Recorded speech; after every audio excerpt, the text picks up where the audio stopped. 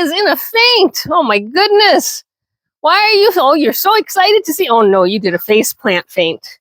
You're okay. Oh my goodness. There's no bottle yet. It's not bottle time. Look, you have dirt all over your nose now. You're a hot mess. Well, there you go. She loves me so much so that she fell on her face, which is par for the course. I probably fall on my face a lot when I'm around people I love. So I was figured while I was out here, we just released Baby Bunny, and I've got more good news. The Hugo monster is home. So I think the last I left you, we were waiting for the specialist to check in. He had his exams. He was pretty much done with all of that. And it was more or less, what do the surgeons think? What do the specialists think? What do the more senior doctors think? And here's where we're at. He came off oxygen early this morning. He was not necessarily, he still is not necessarily 100%, but bless his little heart. Let me tell you, the doc was like, look, he doesn't need any medical treatment, right? He doesn't need antibiotics. He doesn't need, anything that they can give him. He's not on IV fluids. He's not dehydrated. He's eating just fine. In fact, he ate like a champ for them. He doesn't really need them at the moment. Though what he's really dealing with is, the lack of oxygen or the lack of ability to breathe and process air efficiently. But they had weaned him off the oxygen. He was back to about, I would call it 30% oxygen when we talked, and they were going to get him off the oxygen in the next couple of hours. And the ask from the vet was not necessarily, bring him home, but come in and tell me what you think about his breathing and where he's at. And the reason they wanted me to do that is because, and I'm going to quote, he's had enough sedation to drop a water buffalo and he still hasn't slept.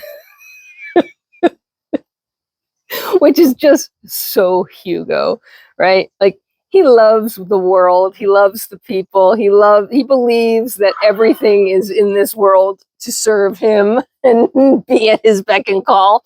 So in the vet office, in the back room of the vet's office, and this is an emergency vet, it's active. There's plenty of patients there. There's doctors, there's nurses, there's all this stuff going on. He can't settle down because he wants to be a part of the action.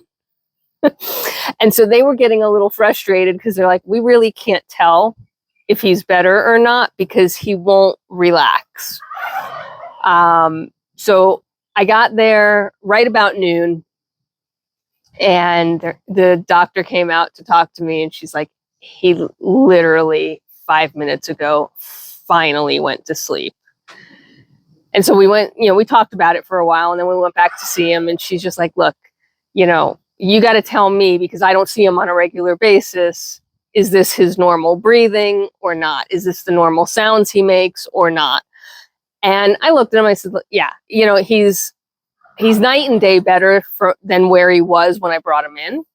But no, it's not 100%. Now, thankfully, I had the other experience of, his recent bout with pneumonia. And I was like, look, this is about where he was when he came home last time.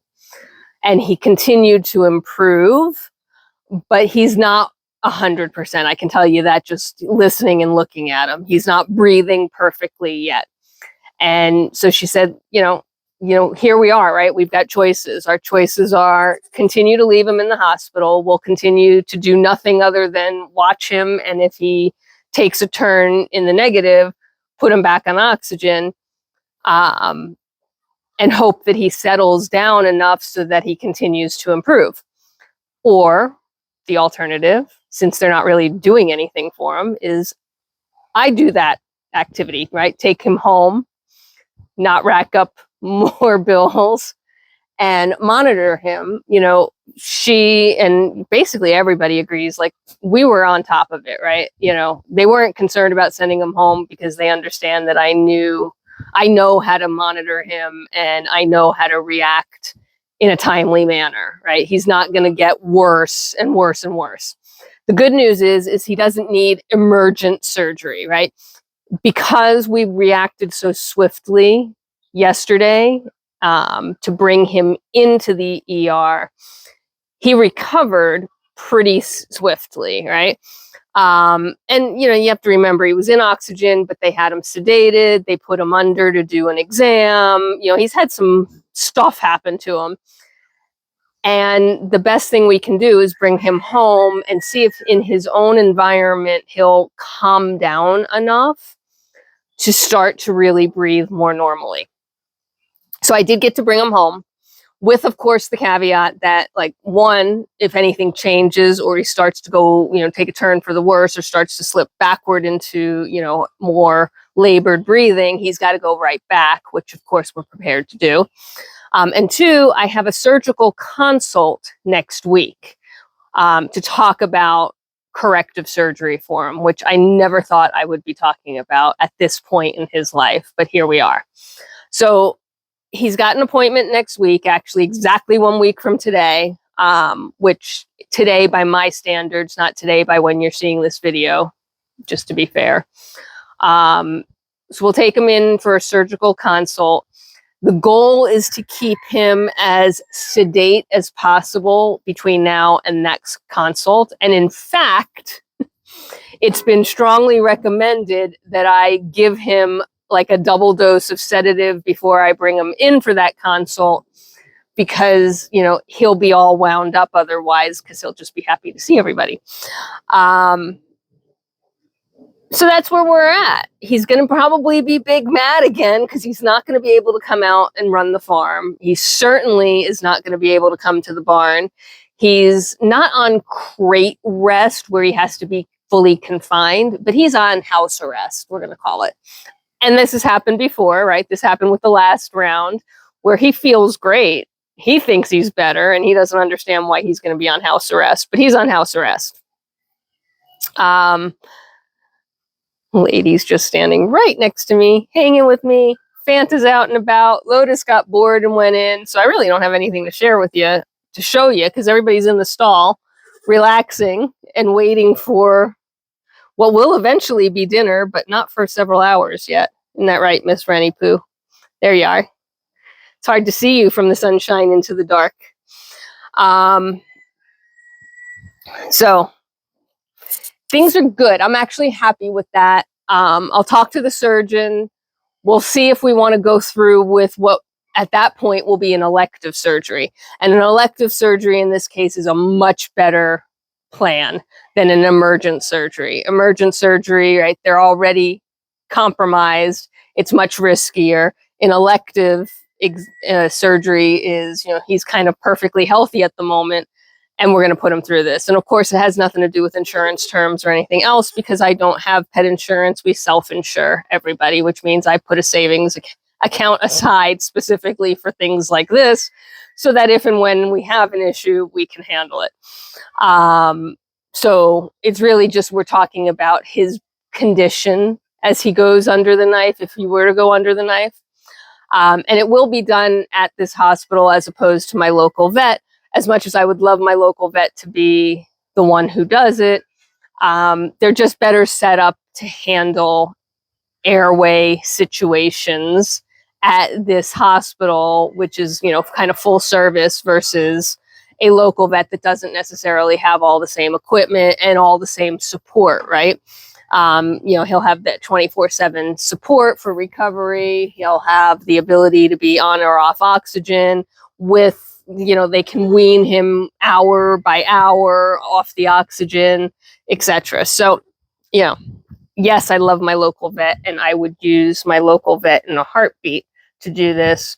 But the equipment, the setup, the support staff are really better suited at the hospital. Will also be more expensive, but, you know, that is the way it is. So we'll do the surgical consult next week, and then we'll schedule surgery for when they feel it's appropriate, assuming they agree at that point that it's appropriate, right? Like, in theory, he should be at back to peak condition, right? He should be all recovered from this episode. And the reason that we're still pursuing the surgery is because it's clear now that we're in sort of a cycle, right? He's damaged he's compromised his tissue and his ability to maintain and control his soft palate. And we only had 6 weeks between episodes.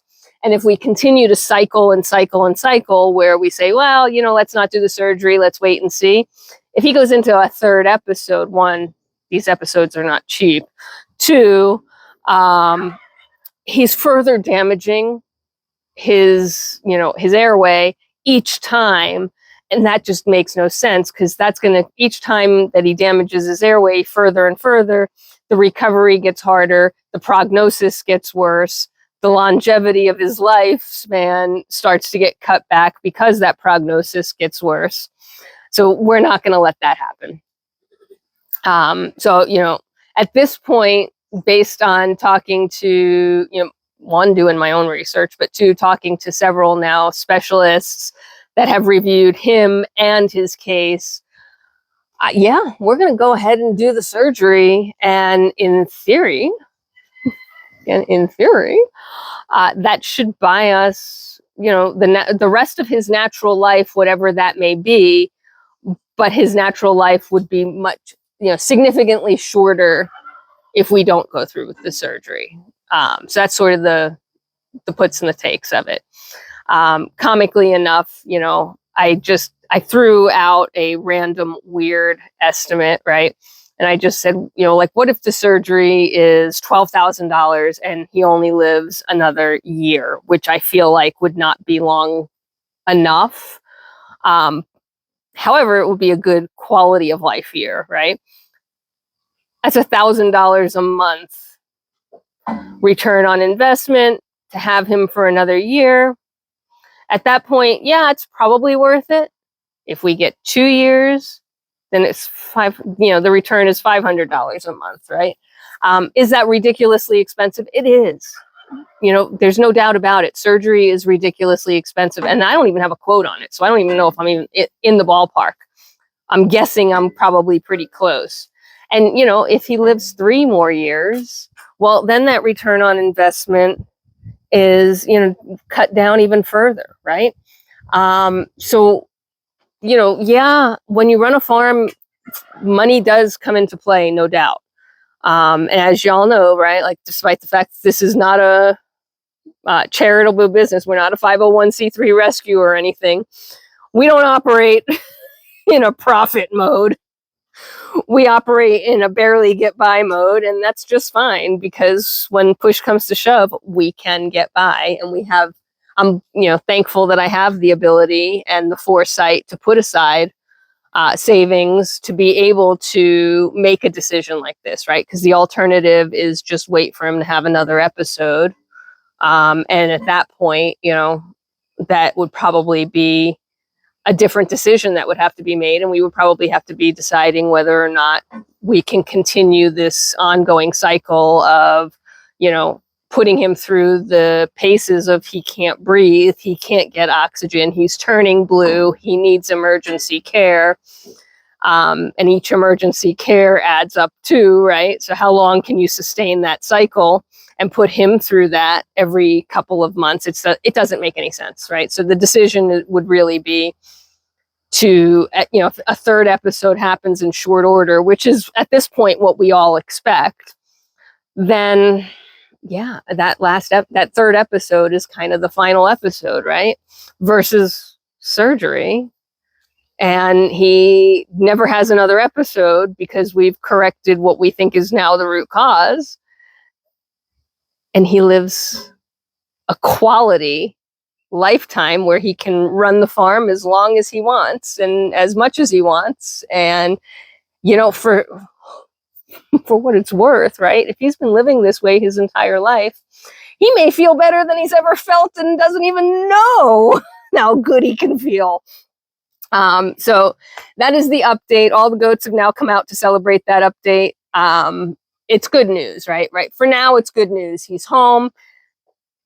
As soon as he got home, He greeted the 2 other little dogs. We kept Tonka away just for the moment to let, things be slightly less chaotic. But, Sophie and Bailey are his buds.